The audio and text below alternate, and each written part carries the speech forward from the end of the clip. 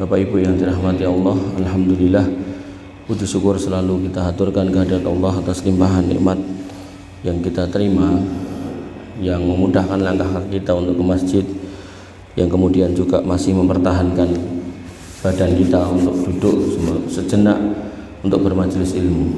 Dan dalam rangka menyambut bulan Dzulhijjah, wabil khusus kurban, maka kajian saya di masjid-masjid sekitar mriki, Masjid mriki Nurul Iman, Masjid At-Taqwa Jeddak, kemudian Masjid Al-Ikhlas Karangturi, kemudian Masjid Al-Qudus Tegal Idul, kemudian Masjid Mutakin dan Ngoro Tengah, kemudian Masjid Al-A'la pun niku perumahan dosen Triagan niku semua saya arahkan ke kurban dalam rangka untuk raf'ul khilaf, untuk mengangkat perselisihan di antara kita yang ada di masjid-masjid itu, karena nanti tiap masjid itu punya masalahnya sendiri-sendiri.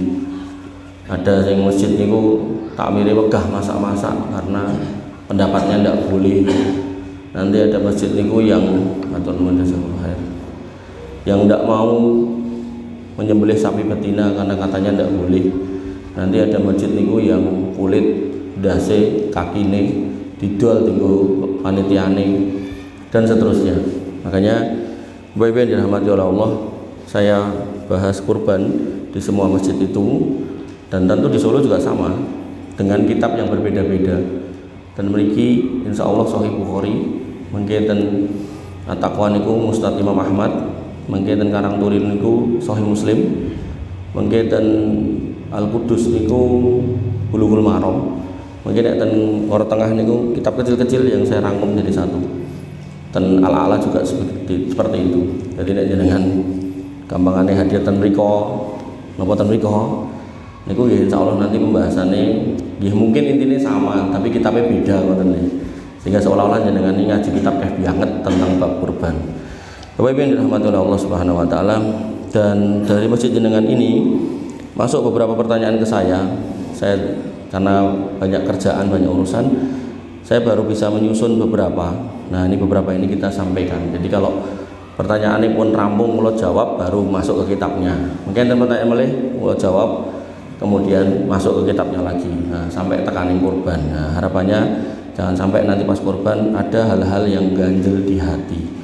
Pertanyaan pertama, jangan nggak usah tanya, sing ngirim pertanyaan sopo, nek sing ngirim jelas orangnya, cuman pertanyaannya siapa lah itu merangkum dari yang jenengan tanyakan. Artinya kalau jenengan merasa perlu bertanya atau perlu memperjelas sesuatu, ya monggo dikirimkan ke takmirnya, biar takmirnya nanti menyampaikan ke saya, dan saya bilang sama takmirnya tidak usah dikasih tahu siapa yang bertanya, ya.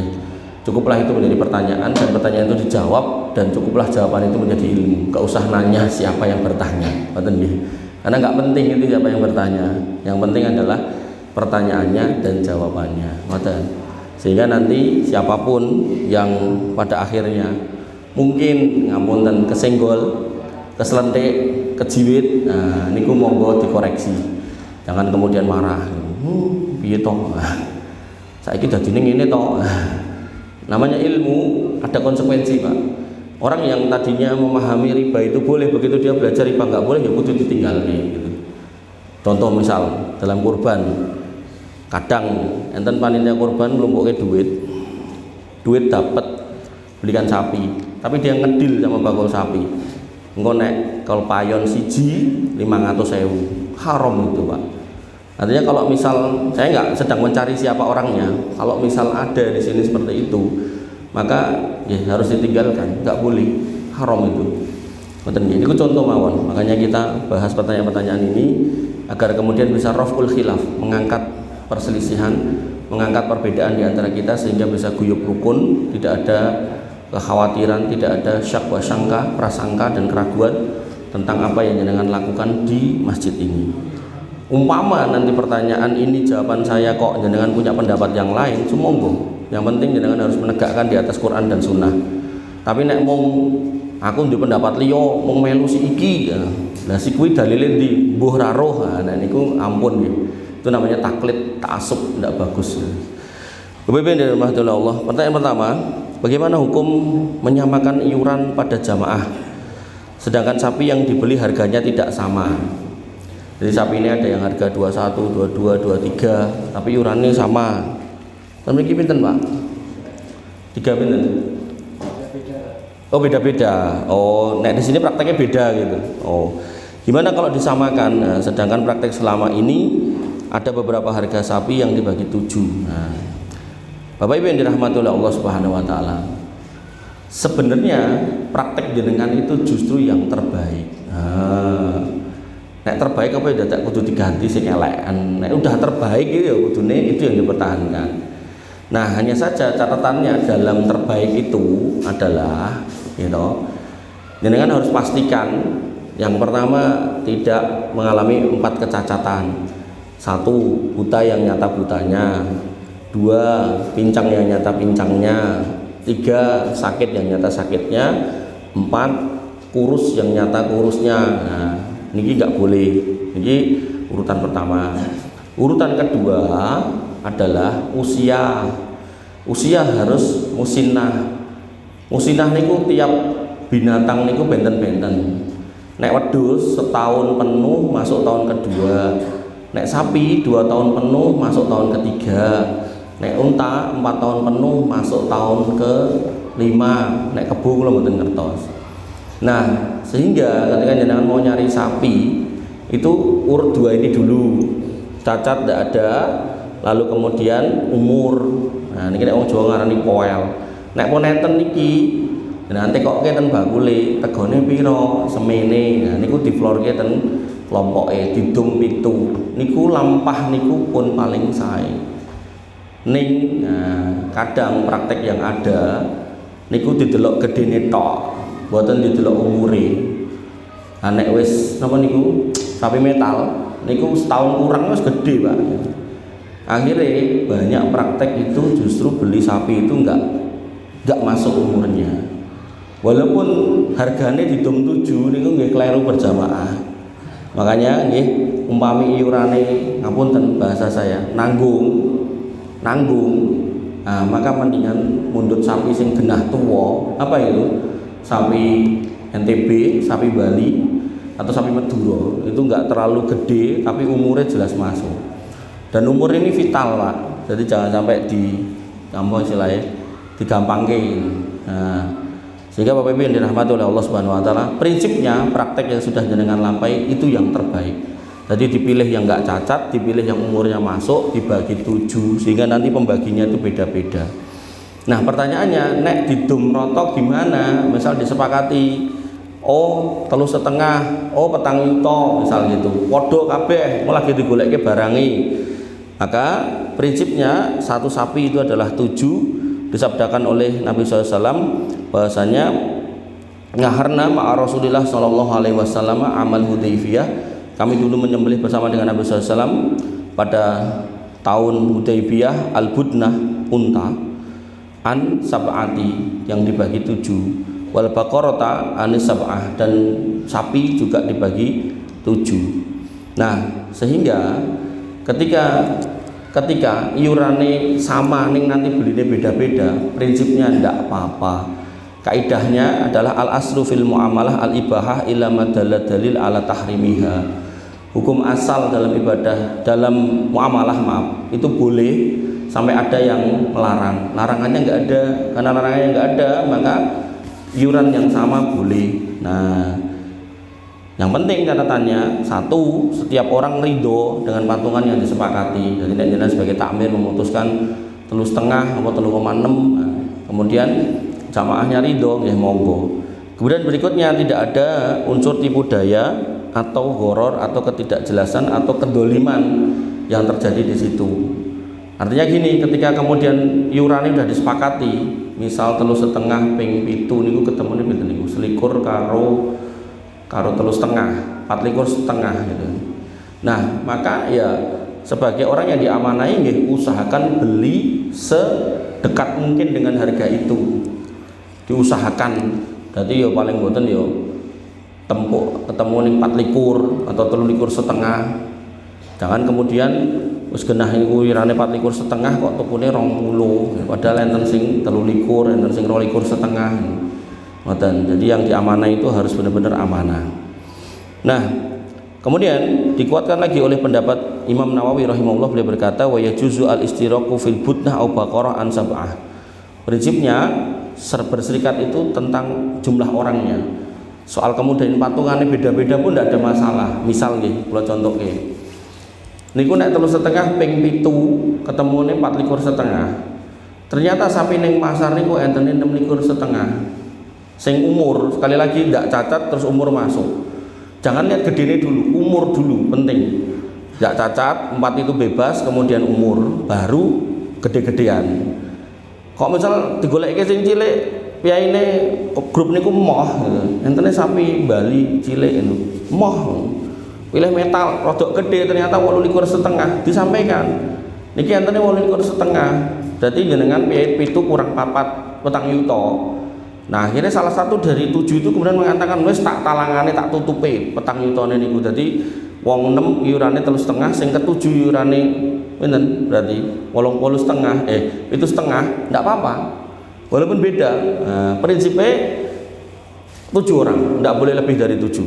Nah, Bapak Ibu yang dirahmati oleh Allah Subhanahu wa taala, sehingga catatan dari para ulama, jika seekor sapi dibeli dengan harga berbeda lalu disamakan pembagiannya, maka harus ada keridhaan dari semua pihak agar tidak termasuk bentuk jual beli yang mengandung gharar atau memakan harta orang lain tanpa hak. Nah, nanti tinggal pas daging ini ku disepakati. Iki sing iuran rada akeh iki ya apa dikeki luwih akeh apa ora. Nek emang sepakat dikeki luwih akeh ya monggo. Dan emang seperti itu yang terbaik to wong iurane luwih akeh. Tapi nek misal dumrata gelem ra, wis ora apa-apa wong aku iki ikhlas lillahi taala. Ndak apa-apa dumrata. Prinsipnya karena tidak ada aturan khusus, maka di situ ada kelonggaran. Yang penting antara dimingkum saling ridho di antara panjenengan. Sehingga Allah Subhanahu wa taala berfirman dengan kalimat yang saya sampaikan tadi, ya ayyuhalladzina amanu la taqulu amwalakum bainakum bil batil illa an takuna tijaratan antara dimingkum. Wahai orang-orang beriman, jangan kamu makan harta orang lain dengan cara yang batil kecuali melalui jalan jual beli dan harus saling ridho. Sehingga kalau sudah saling ridho insya Allah aman, nonton ya. Jadi tidak harus sama. Nah, kesimpulannya boleh nggak iuran patungannya sama? Maka boleh menyamakan iuran berdasarkan harga sapi dibagi 7. Itu yang terbaik. Jadi harga sapi berapa bagi 7 itu yang terbaik. Nah, meskipun harga sapi di antara kelompok berbeda-beda, maka asalkan semua kelompok itu kemudian ridho dan tahu sapi yang mereka dapat. Artinya ngeten, nek dibelikan 24 iki rada cilik gede luwih gede, 28 luwih gede, maka itu kan jelas secara logika itu kan udah bener niku.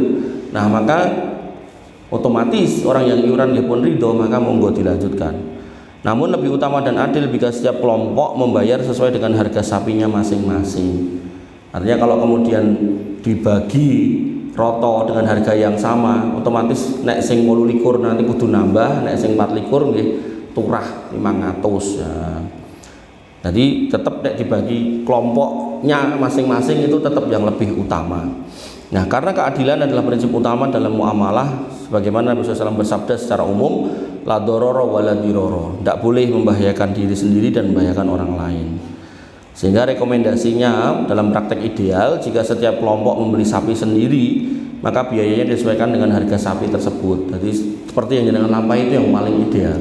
Sapi ini regane piro poro pitu. Nah, ning tadi urutane dipilih yang tidak cacat 4 hal tadi, kemudian yang kedua yang umurnya masuk. Maka jika suatu panitia membeli semua sapi dan membagi biayanya sama rata, harus diberitahukan transparan dan peserta harus ridho meskipun ada perbedaan kecil antar sapi.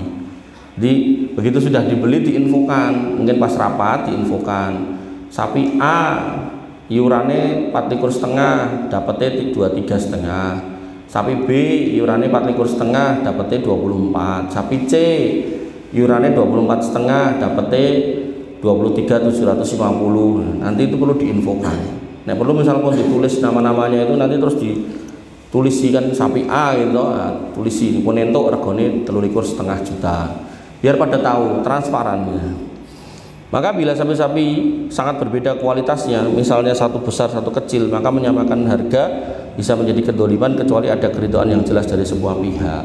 Jadi misal kok sisine ketok gede regane 22, kok iki sing cuwilik regane malah 24 gitu. Nah, itu perlu dijelaskan.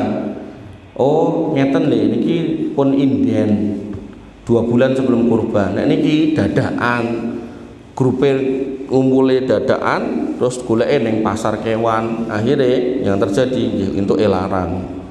Nah, niku biar cetha. Sehingga penutupnya dalam Islam asas keridoan atau antarodin dan keadilan adalah pilar penting dalam transaksi dan ibadah sosial seperti kurban. Maka penting bagi panitia atau peserta untuk transparan, adil dan saling ridho dalam pembagian iuran patungan kurban. Ini pertanyaan pertama. Pertanyaan kedua, bagaimana jika ada sisa dari iuran patungan? Iurane 24,5 ditukokke 24 turah 100. Iurane 24,5 ditukokke 23 berarti turah 1,5. Digunakan untuk apa kelebihannya? Nah, maka prinsipnya kelebihan dana iuran kurban atau sisa uang patungan termasuk fadl al-mal, nah, kelebihan harta yang wajib disikapi secara amanah karena dana tersebut milik orang-orang yang patungan atau milik jamaah. Maka penggunaannya yang pertama sebagai pondasi harus atas kerelaan. Makanya itu perlu diinfokan ketika rapat, Bapak Ibu yang dirahmati Allah, misalnya niki jenengan disamake iurane 3,5, ketemune mengke sak grup niku 24,5. Nah, mungkin nek turah, nah mangiklaske nggih biaya ngeten. Jadi perlu diklirkan. Nek niku pun diumumke kok enten sing ngelungke duwite 3,5 berarti niku insyaallah ridho. Tapi nek diumumke terus rasido melu ya berarti memang daerah ridho nek ngoten niku. Nah, ngoten nggih. Nah, prinsip dasarnya adalah amanah dan ridho. Allah Subhanahu wa taala berfirman, "Innallaha ya'murukum an tu'addul amanati ila ahliha." Sesungguhnya Allah menyuruh kamu menyampaikan amanah kepada orang yang berhak menerimanya. Ayat yang lain tadi sama kayak yang di depan, ya ayyuhalladzina amanu la taqulu amwalakum bainakum bil batil illa an takuna tijaratan an taraddim minkum. Hai orang-orang yang beriman, jangan kalian saling memakan harta satu dengan yang lain dengan cara yang batil kecuali ada jalur perdagangan yang dilakukan atas dasar saling ridho. Sehingga uang sisa patungan nek benar-benar sisa, maka sebenarnya prinsip dasarnya harus dikembalikan kepada sing patungan. Hukum asalnya niku itu uangnya yang pada patungan, jadi sakjane harusnya dikembalikan kepada yang patungan. Tapi nah, jenengan paham ya mbak, nek korban itu butuh ke kajang, butuh ke gorampe niko, butuh biaya lah, dan itu tidak boleh loh diambilkan dari kotak infak. Ada kotak infak yang ada itu kan untuk perawatan masjid. Nah, maka alokasinya harus khusus, kecuali jenengan menyiapkan kotak infak khusus yang niku kotak infak niku jedule 3 wulan sadurunge kurban. Kotak infak khusus buat prosesi kurban. Wah, pun mungkin nek dibuka niku saged nggih napa mawon terkait kurban. Ya tuku beras angsal, ya tuku bumbon angsal, ya tuku lading nggih entuk. Nah, Bapak Ibu yang dirahmati oleh Allah Subhanahu wa taala, maka karena ada kebutuhan itu maka perlu disampaikan. Nah, begitu disampaikan ada ACC, ada keridoan, maka sumangga berarti tidak usah dikembalikan. Nah, maka kalau tidak dikembalikan maka alternatif penggunaannya satu. Jadi alternatif, artinya juga nggak harus ini, jenengan bisa yang lain sesuai keadaan di sini. Satu, bisa digunakan untuk bayar jagal. Artinya jenengan kayak ten daerah Ruki niku enten masjidnya gede, jamaah banyak. Niku nek kurban napa nggih? Sapi niku ngantos pinten? 8 napa pinten? Akeh banget. Nah niku tukang nyeset niku ya ini niku mawon dan pun sepuh. Jadi pas rapat kalau wingi niku dhek sampai ngeluh, "Nek aku wis ora sanggup kaya ini," gitu kan. Nah, akhirnya saya memberikan masukan, nek mboten sanggup nggih digolekke orang yang bisa membantu tentunya, dan dalam konteks orang yang membantu nggih tetap mau nggak mau harus dibayar gitu kan. Nah, maka harus dialokasikan dana. Nah, itu kelebihan dana beli tadi bisa dipakai untuk membayar orang yang disuruh. Atau kemudian yang kedua, kelebihan dana tadi, nah, gandeng kurbannya kan pun tuh sudah sapi mungkin diturah gitu kan. Itu bisa masuk ke kotak infak masjid nih boleh, nggak apa-apa. Nah, kemudian digunakan untuk biaya operasional kurban nggih boleh, tuku plastik, kresek, terpal, nyewa kajang, terus nggih mundut napa silet atau napa wae lah pokoknya yang terkait dengan kurban itu boleh. Ya mundut gas, masak-masak, ngerokok ya kan. Kemudian bisa juga nek memang misal niki mau misal mungkin enten piyai sing ngotot pokoke ora entuk mangan-mangan ning masjid nganggo daging kurban. Duite niku wau turane nggih angsal nggih tuku daging dimasak dipangan bareng-bareng. Dengan catatan tadi sudah disampaikan ke jamaah di rapat awal. Jamaah mungkin nek turah ya trone gini nek mboten niki niki ngoten. Dari situ nek jamaahane oke, ya, maka monggo dilanjutkan. Nah, kemudian bisa juga disalurkan ke program-program sosial, dimasukkan ke dana anak yatim dan seterusnya boleh, atau dikasihkan ke guru-guru TPA ya boleh. Nah, catatannya tidak boleh digunakan secara sepihak oleh panitia karena itu harta titipan. Nanti ada panitia sing rodok nakal, gandeng turah, pinter lek nego, turane tak kantongi, ya mboten angsal niku. Nabi SAW bersabda, alal yadi ma'akhodat hatta tu'addiyahu. Tangan yang megang amanah akan bertanggung jawab atas apa yang dia ambil sampai dia mengembalikannya. Artinya kalau bukan hak kita, itu tidak boleh diambil. Lah nek misal kita bilang ke jamaah, engko susuke dipek panitia, angsal mboten. Misal jamaah angsal ya monggo. Tapi saya khawatir, engko nek niku ngantek oke, engko panitiane goleke sing rada murah. Golek turahan rada akeh. Makane hati-hati. Ya jadi opsi niki nek saran saya jangan diambil. Artinya gini loh, panitia itu orang yang mulia. Ketika dia berkorban satu, maka dia sebagai orang yang berkorban satu, dia dapat pahala atas korbannya satu. Tapi karena dia menjadi panitia, yang kuyung terjadinya korban, misalkan niki sapine 10, wedhuse 100. Maka selain dia dapat pahala satu, dia juga dapat pahala 10 sapi dan 100 kambing niku wau. Pramila catatan saya atau saran saya atau nasihat saya buat panitia, ya jenengan ikhlaskan lillahi ta'ala. Apa yang jenengan lakukan itu ora usah ngarep-arep napa kemawon gitu. Pus los ganjaran di sisi Allah. Insya Allah itu lebih baik dan lebih utama. Bapak Ibu yang dirahmati oleh Allah Subhanahu wa taala. Kemudian Imam Ibnu Qudamah rahimahullah berkata dalam Al-Mughni, wa in fadala say'un minal mal rudda alaihim. Jika terdapat kelebihan dari harta iuran, maka wajib dikembalikan kepada yang iuran tadi. Illa ayyudzana fi sarfihi, kecuali diizinkan untuk digunakan untuk keperluan lain. Sehingga kesimpulannya sisa uang kurban iuran wajib dikembalikan kepada peserta kalau itu karena itu hak mereka. Ini hukum asalnya. Tapi boleh juga digunakan untuk yang lain kalau semua orang yang ikut di situ ridho. Nah, ini penting. Dan itu cukup diumumkan. Kita takmir memutuskan nanti sisanya tinggi ini. Nah, otomatis orang yang daftar berarti ridho dengan ketentuan itu. Kemudian yang ketiga, tidak boleh digunakan secara sepihak pribadi untuk kepentingan panitia. Jadi dilumpukke mungkin di jalan-jalan panitia tidak boleh. Kemudian rekomendasinya untuk panitia kurban, maka sampaikan kepada peserta jika ada dana sisa. Artinya dalam rapat itu perlu diinfokan. Makanya tadi saya bilang masjid tertentu niku enten kertas yang ditempel mungkin nama-nama pengkorban. Nah di atas niku enten kolom dinyanyi senior rego sapine.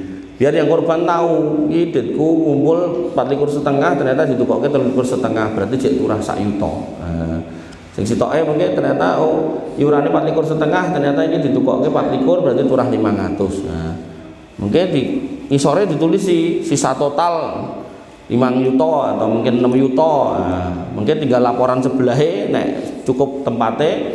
Nah, operasional kurban ini totalnya 4 yuta, 4 yuta 900. Nah, berarti kan 5 yuta dikurangi 4 yuta 900 turah 100. Turah 100 cemplungi kotak infak. Nah, wonten transparan.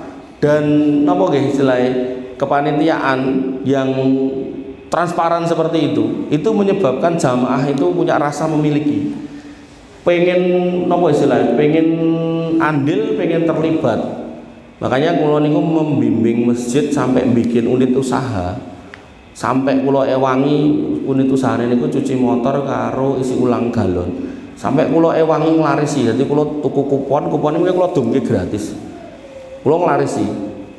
Nah, yang terjadi niku justru jamaah kados jenengan ngeten iki tidak merasa memiliki untuk nyengkuyung, dadi tuku banyune ning nggon liya. Nyuci motore ning tempat liya. Jadi pendapatannya nurun terus itu. Nah, akhirnya ada masukan. Ya, mudah-mudahan tidak lanjuti oleh beliau. Masukannya sebagai pengurus badan usaha milik masjid dan juga takmir ya harusnya transparan. Jadi cetok diumumke, cetok ditempel gitu kan biar semua bisa membaca, tidak ada syak wasangka, tidak ada ragu dan prasangka di antara kita. Dan itulah setan memulai semuanya itu dari prasangka. Makanya Allah mengatakan inna ba'dad-dhanni ismu. Nah, sesungguhnya yang namanya prasangka itu termasuk ism, dosa besar. Nah, Bapak Ibu yang dirahmati oleh Allah Subhanahu wa taala, maka pentingnya persetujuan dari jamaah apakah ingin dikembalikan, disedekahkan atau digunakan untuk operasional. Nah, ini diputuskan oleh takmir, disampaikan dalam rapat sebelum kurban, sebelum dibelikan sapinya. Jika pesertanya ridho, maka nek perlu persetujuan itu dicatat, kemudian diumumkan, dibikin flyer, diumumkan di grup-grup WA. Nah, saya berharap sih grup WA masjid ini enten gitu, sehingga nanti mudah untuk memaintain. Ketika ada info apapun cepat seret. Oh, ini masjid enak acara ini masjid enak kegiatan ini gitu kan.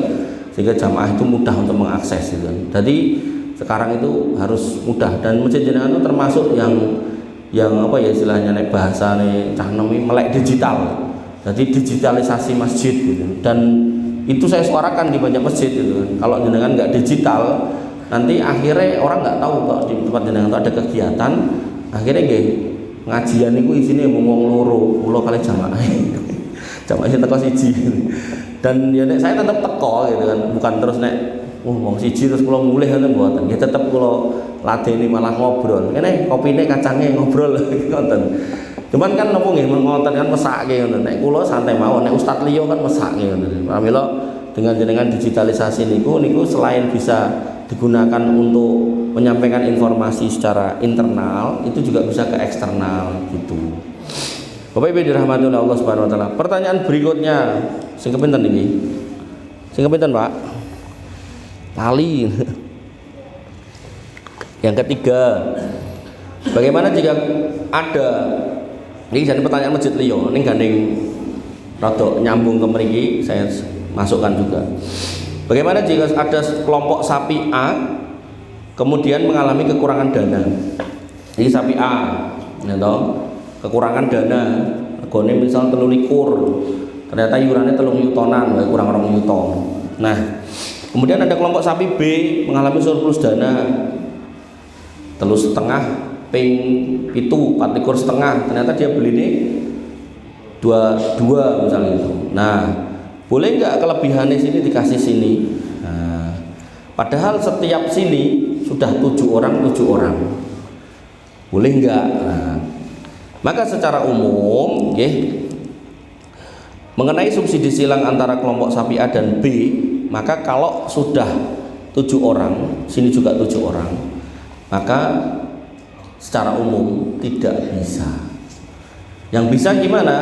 Salah satu dari 7 orang ini iurane luweh atau kekurangannya itu disunggi bareng-bareng. Itu satu. Nek kemudian emoh, nah ini kula susun panjang jane. Nek pada akhirnya emoh, bener-bener emoh, kurang ning wegah nambah. Sing mriki unjul ning turahane yo wegah jiko lilo. Nah, maka salah satu perwakilan dari kelompok sini mengambil duitnya itu dihibahkan ke kelompok sini pada 1 orang, bukan pada kelompok, pada 1 orang.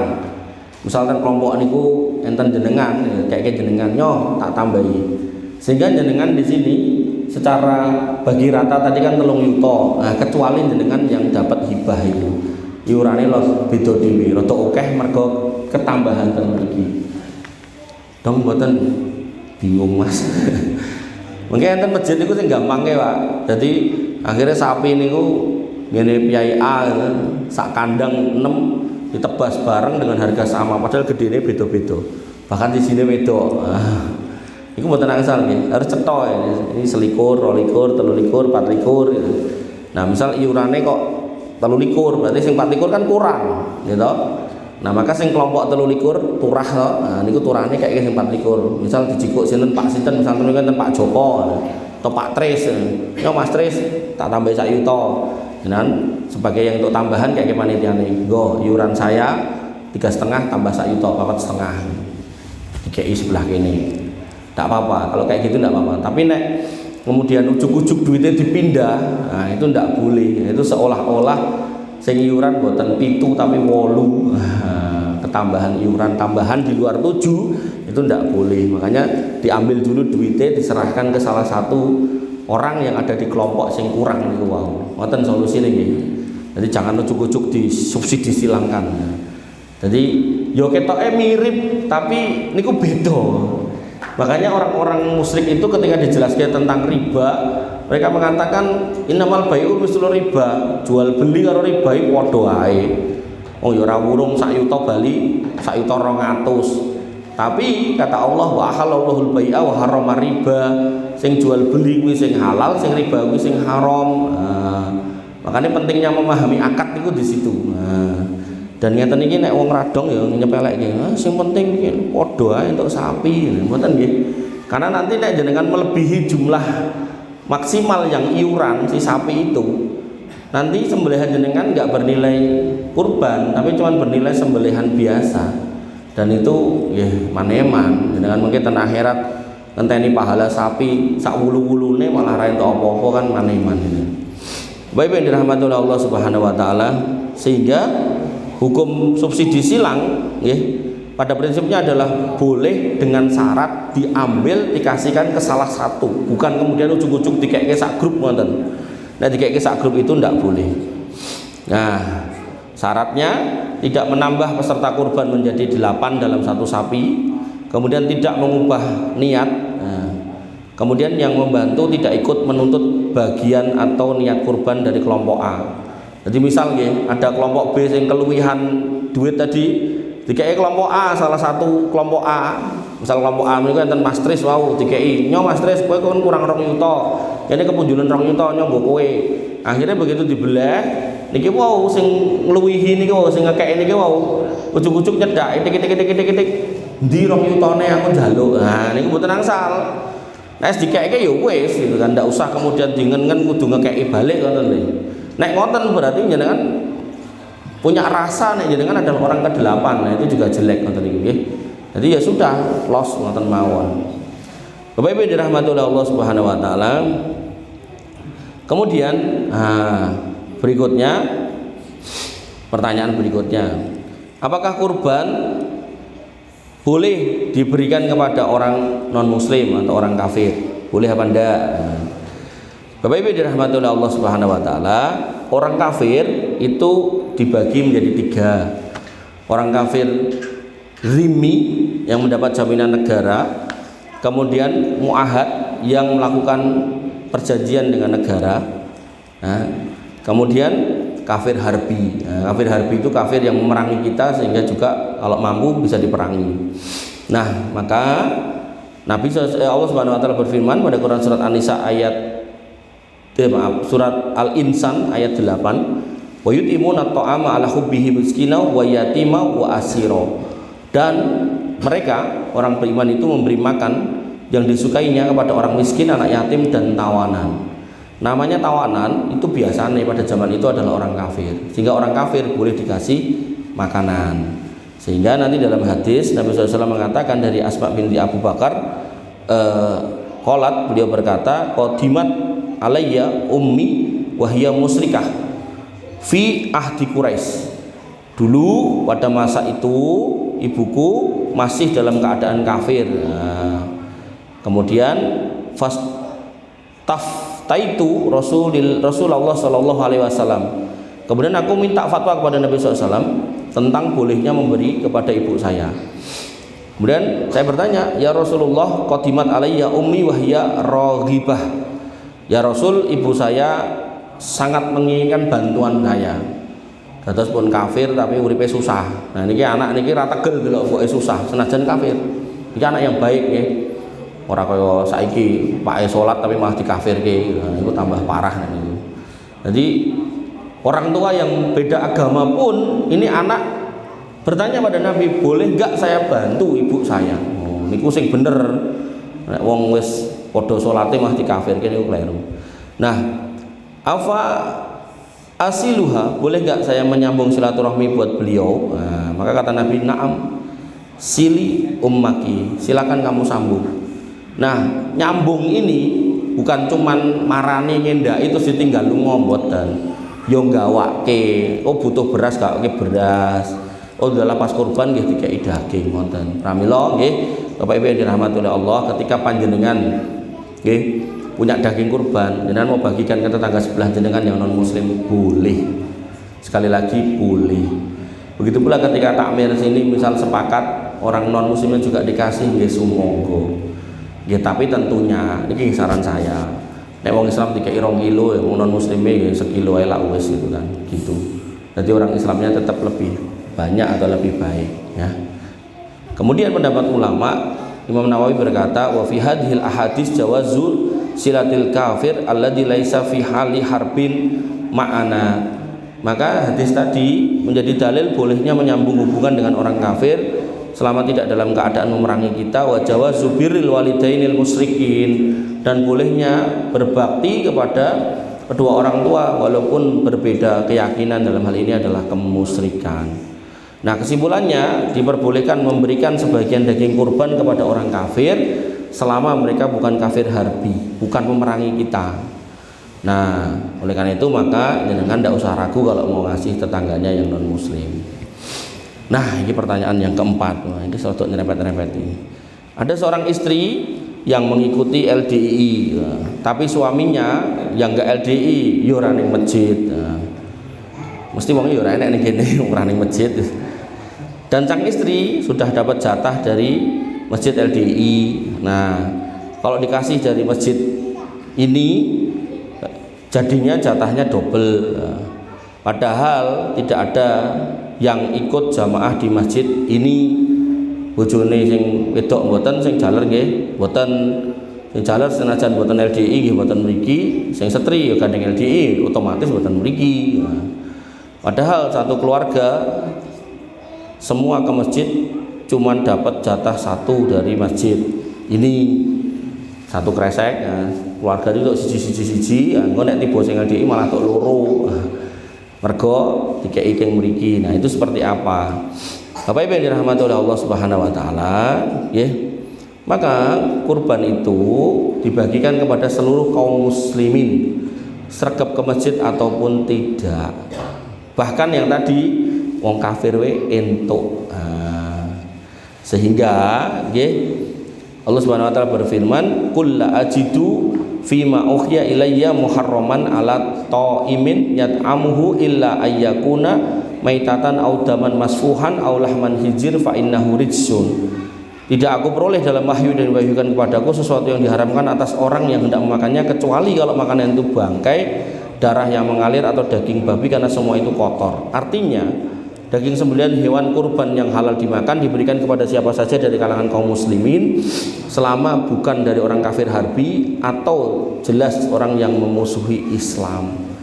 Oh, dia memusuhi Islam. Sebentar, jangan langsung mendefinisikan begitu. Ya, musuh Islam yang dimaksud adalah yang nyata-nyata secara fisik itu mengintimidasi jenengan. Ya, yang saya tahu mereka mau batin gitu kan, belum sampai level fisik. Tapi nggih, sebenarnya itu kalau nggak diantisipasi sama pemerintah, nek tambah gede, menuju ke sana sebenarnya. Karena memang mereka sudah punya doktrin itu, ya bahasannya sudah nanti ada di pembahasan berikutnya, sudah masuk level takfiri sebenarnya. Nah, kemudian ada anjuran untuk memberikan daging kepada orang fakir, tetangga, dan orang dekat. Nabi SAW bersabda, An Salamata ibnil Aqwa, dari Salamah bin Aqwa, Nabi SAW bersabda, Kulu wa atimu wa dakhiru, makanlah, kemudian berilah makan, serta simpanlah. Sehingga daging kurban itu diperintahkan untuk dimakan dan dibagikan. Boleh juga disimpan. Nah, lalu pertanyaan berikutnya, boleh nggak orang dapat jatah dua? Maka para ulama berpendapat bahwa boleh saja orang mendapatkan lebih dari satu bagian jika satu, ia mendapat dari beberapa orang yang berkurban. Kan nanti kan ada yang dibagikan oleh masjid, ada yang dikasihkan ke sohibul kurban. Sohibul kurban kadang mungkin untuk bagian wedhus terus aku ora doyan tak keke tanggane, padahal tanggane pun entuk. Ya ini ku entuk. Sehingga kalau tadi yang istri yang LDI tadi dengan kasih juga untuk double nggih enggak apa-apa gitu kan. Nah, atau karena pembagian dilakukan oleh beberapa masjid yang berbeda. Yaitu kasus yang di sini toh, dari sana dapat, dari sini dapat, tempuk. Nah, namun dalam prakteknya perlu ada keadilan dan kebijaksanaan dari panitia kurban agar pembagian tidak timpang. Maksudnya pripun? Tadi saya masih masukan, nek wong kafir itu boleh, nek wong Islam itu 2 kilo, ya wong kafir 1 kilo aja. Begitu pula ketika jenengan mau ngasih saudara-saudara yang sana itu, jenengan yakin mereka dapat dari masjidnya, jenengan ngekei gak usah disamakan, kei 1 kilo aja gitu kan. Enggak apa-apa.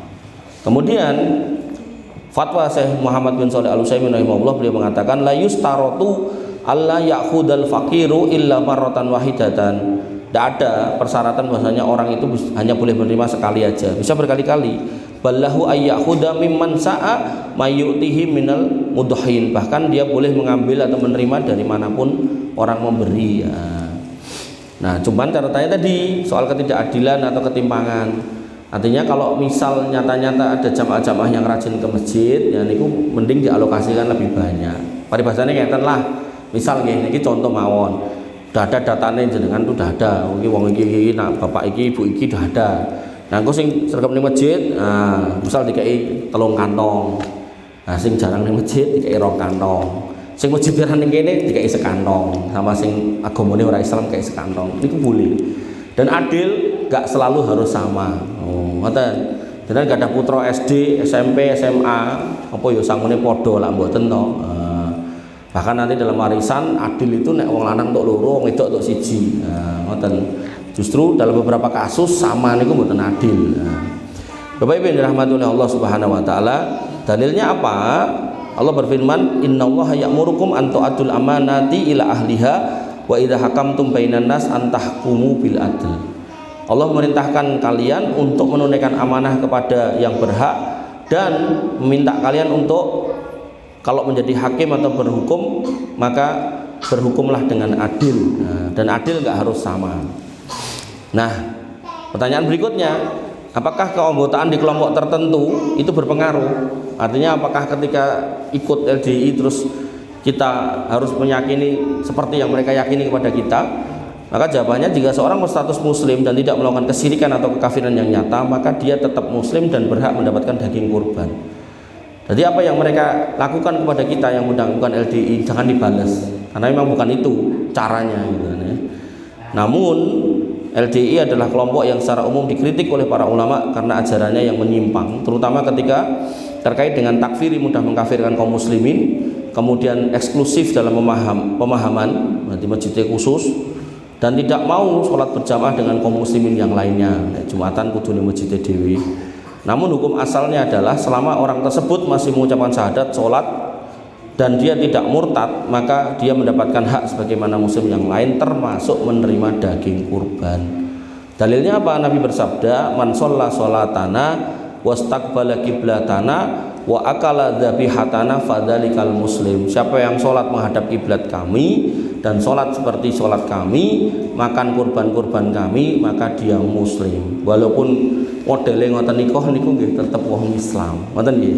Ampun melu-melu pokoknya. Nah, kesimpulannya nggih, boleh memberikan daging kurban kepada siapa saja dari kalangan muslimin walaupun beda jamaah. Boleh saja seorang mendapatkan jatah 2 dari tempat yang berbeda asalkan tidak dibuat-buat atau dimanipulasi oleh panitia tertentu. Jadi manipulasi malah nggak boleh.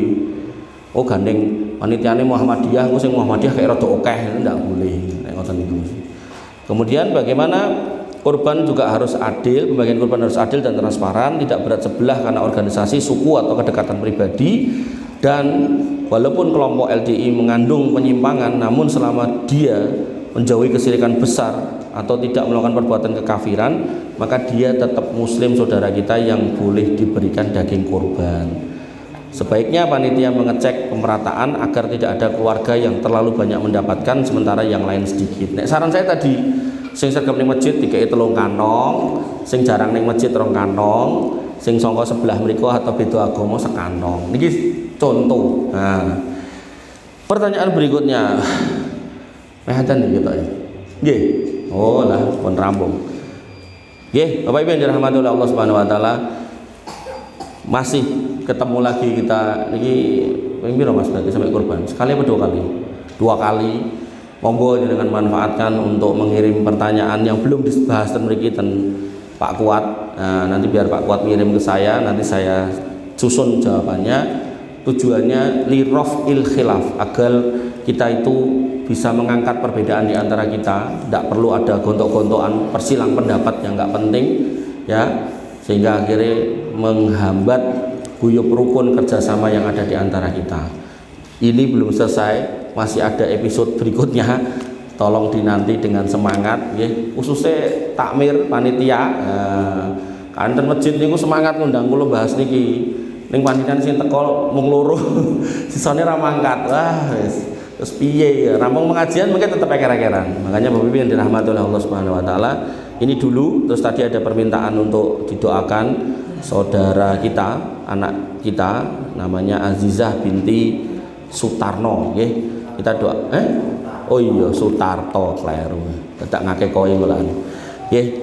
Panjenengan aminkan, semoga Allah mengabulkan dan mengangkat penyakit beliau. Bismillahirrahmanirrahim. Alhamdulillahirabbil alamin, hamdan sakirin hamdan naimin, hamdan yuafi ni'amahu wa yukafi mazidah. Ya Rabbana lakal hamdu kama yanbaghi li jalalika wa 'azimi sultanik. Rabbana lakal hamdu anta nurus samawati wal ardi wa man fina, wa lakal hamdu la ilaha illa anta subhanaka inna kunna minadh dhalimin wa illam taghfir lana wa tarhamna lanakunanna minal khosirin. Allahumma sfi akhwatina Azizah binti Sutarto sifaan ajilan, sifaan la yughadiru sakoman, sifaan kamilan, isfi antas safi la sifaan illa sifauka, sifaan ajilan, sifaan kamilan, sifaan la yughadiru sakoman, la ilaha illa anta subhanaka inna kunna minadh dhalimin wa illam taghfir lana wa tarhamna lanakunanna minal khosirin. Wa akhiru ta'wana alhamdulillahirabbil alamin. Wa sallallahu ala nabiyyina Muhammadin wa ala alihi wa sahbihi wasallam ajmain. Akhirul kalam. Assalamualaikum warahmatullahi wabarakatuh.